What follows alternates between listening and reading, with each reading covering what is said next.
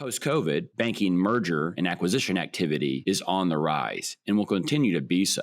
A recent poll by Deloitte shows that over 61% of dealmakers fully expect the next 12 months to represent more activity than the first full 12 months before COVID hit. And we're seeing examples of that. The Truist brand, which was created by the combination of BB&T and SunTrust, will be live in early 2022, and deals continue to be announced. The activity is on the rise as people look at opportunity to combine networks, creating connections in those neighborhoods to provide value from the bank to the community it serves.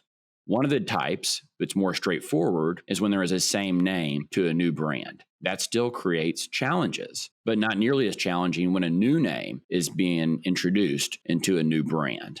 In both cases, there's two things to think about. The exterior is your beacon and the signal that the branch is open, but the interior is around the customer experience and where the action really happens in terms of the conversations and the connections between customers and employees.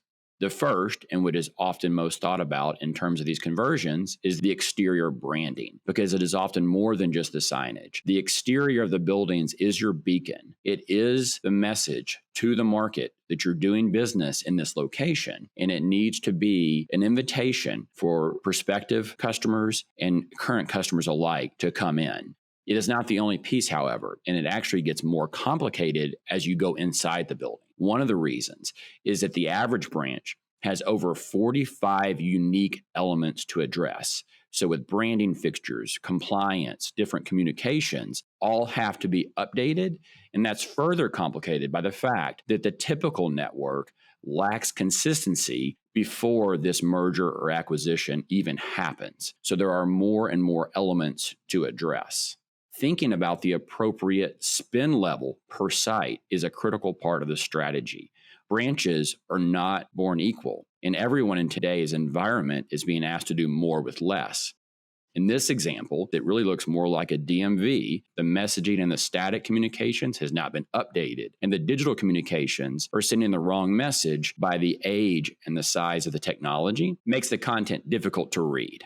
In the after picture, you can see streamlined communications, determining message length to decide the best vehicle to communicate, and using larger digital screens for those promotional messages that have to update more often. We've also been very thoughtful about the spend threshold. It needs to look cleaner and more updated, but we have to be very thoughtful about the spend level in this site.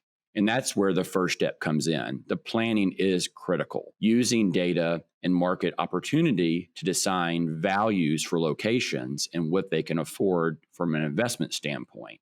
When you get into the design phase, the brand books lock down the strategy per site so that every site has the appropriate spend level. No site is overinvested, but no site feels like it got the C package. And what is really important is managing a way to tie this all together, which is often for multiple stakeholders in the organization for approval.